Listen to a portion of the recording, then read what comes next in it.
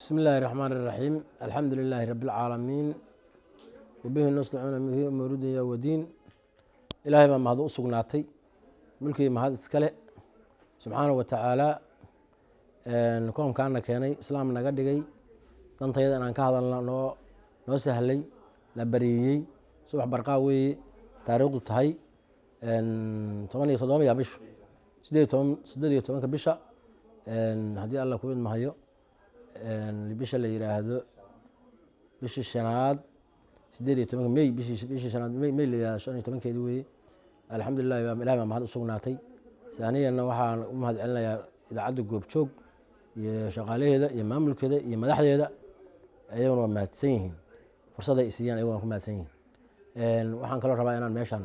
tahniyad iyo bogaadin madaxweynaha qaranka xasan sheekh maxamuud nabadoonka waa nabadoonka odaga qaranka nabadoonkii qaranka badbaadiyihii qaranka bogaadiyihii qaranka barbaariyihii haddii la kuuran yahay ubadkeenna haddii la kuuran yahay intaas oo sifo ku bahoobay 5 sifo 6 sifo u leeyahay haddii alla ninka la yihahdo xasan sheekh waa badbaadiye qaran weeye waa badbaadiye nabadeed waa badbaadiye waxbarasho waa badbaadiye haddii la kuuran yahay bulshadeenna aad baan ugu mahad celinayaa ilaahay ku guuleeyey kursiga ku soo celiyey ilaahay baan uga mahadnaqaynaa ilaahay waxaan leenahay ha kula garab galo xilkaas awalna meel fiican baad soo gaarsiisay dalka baraare iyo bogaadin baad gaarsiisay meel wanaagsan baad geysay insha allah intii in ka badanna waa lagaa sugahayaa dalkana waxaa weeye dee waa sidii lagu doortay 214 cod waa iskoor baad jabisay haddii alla ku idmaayo dhowr iskoor baad jabiso madaxweyne ku soo noqday iskoor baa ku jabisay tirada ku guulaysto iskoor baa ku jabisay haddii la kuuran yahay iscafiskaagi iskoor baa ku jabisay intaasoo mahad celina buu mudan yahay khayr allah siiyo waxaan ka sugaynaa dowlad wanaagsan inuu soo dhiso oo aad iyo aad dalka badbaadisa dhibaatadii bacdana ka bogsiisa dalka ka bogsiisa waxaan kaloo ku darayaa meeshaas dee alla idmo dib u habayn weyn in dalka lagu sameeyo dastuurkii inuu ku sameeyaa laga rabaa dalka dastuurkii waa la burburiyey waa baabaa dastuurkii qaranka burburintii lagu sameeyo inuu badbaadiyaa laga rabaa ciidankii qaranka inuu badbaadiyaa laga rabaa ciidankii qaranka magacyo waxaa loo bixiyay ana aqoon bahalo la yiraahdo duufaan magac ciidanka orgaanteedu kuma jirto haram cad kuma jirto haram cad waxaan u naqaanaa bahal ariga cunaa u naqaanaa anaga baadiyahaas duurka jooga gorgorku waa bahalka oo khatarta oo afka dheer oo dadka cuna dadka maxaa uu cunaa anagu waxaasaan u naqaanaa ciidamada waxaa lagu yaqaanaa military police nabad sugid darwish intaasaa 60kii la soo dhisay ciidankii Soomaaliya oo la dhisay afartaas qaybood buu ka koobnaa int kale oo saddexay hal ciidan oo saddexeeyay ma jirin maxamed saad baraa wuxuu ku soo daray niman liya goolwada oo meelaha xaafadaha joogo oo asaga qoladii kacaan ka mid ahayd oo ayaguna ciidan ma ahayn qool yar bay lahaayeen oo walaalihiin waxbay wadan jireen ayaguna ciidan ma ahayn laakiin afartaas sifo baa ciidanka Soomaaliya lagu yaqaana leerku waa damawriya marka waxaan leenahay insha Allah waxaan leenahay hadii la kuriyo ciidankaas inuu badbaadiyo la rabaa waxaas ciidan ma ahan ciidan shakhsiyaad samaysteen weeye ciidamada inuu ku kala daro bilis ku kala daro nabad sugid ku kala daro military ku kala daro la rabaa dhammaan magacyadaas in la waayaa la rabaa magacyadaas magacyo jira oo ciidanka Soomaaliya ay leeyihiin ka mid maahan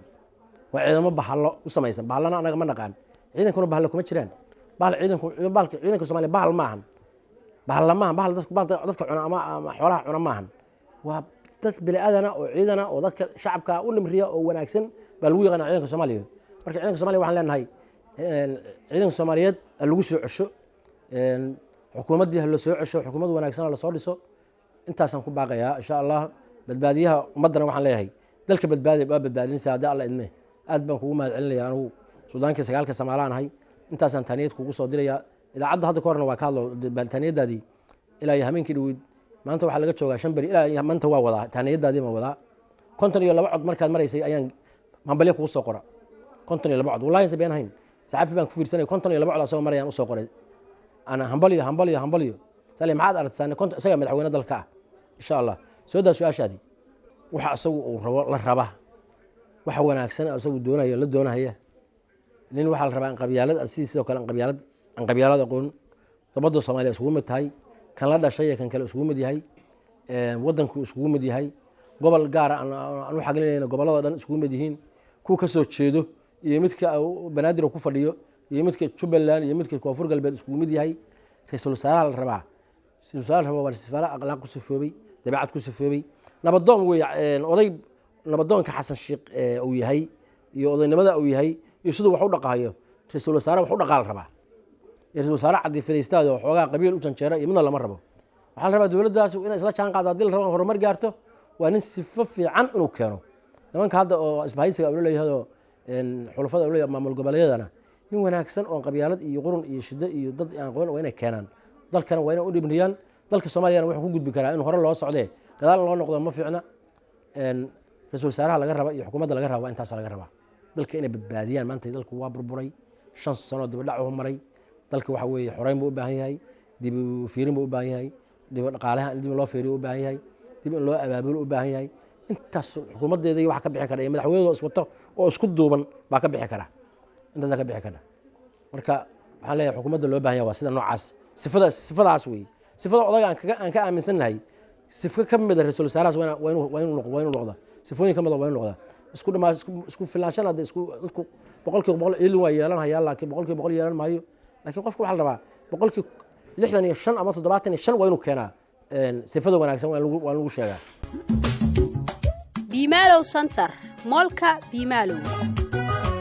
bari dhaweyd anoo baabuur saaran waxaan meel fog ka bidhaansaday boor ay ku qoran tahay Bimaalow Center xog balaaran ma naga siin kartaa ها moolka Bimaalow oo bulshadu ay bilooyin badan sugayeen ayaa albaabada loo furay ma xarunta ganacsiga ee Bimaalow baashaal ha u malaynaya baana hawaasnimo bilaash maaha hadalkaygu Bimaalow Center waa mool baaxad weyn oo boqolaal shay oo kala nooc ah barta aad ka helayso qiimuhuna boqon goys maaha tayadu waa mid la hubo boqolkiiba boqol bulshadu ay u bogeen wax kasto baahidaadu tahay badeecati u dambeysay beledkeena looga adeegto ha ahaato electronic baakadaysan wax kasto suuq looga baahdo bakeeriba ha u yaraato waa barta aad ka helayso Bimaalow Center moolka Bimaalow waxa uu ka kooban yahay dukaamo casri ah oo qaab heer sare ah loo qaabiyay waxayna ku hayaan alaab tayo sare leh maacuun noocyadeeda kala duwan qalabka electroniga sida qasaaladaha frinjeerka kuukarka ama qalabka cuntada lagu kariyo iyo wax walba oo guriga lagu isticmaalo waxyaabaha ay dumarku isku qurxiyaan make up tayadiisu sareyso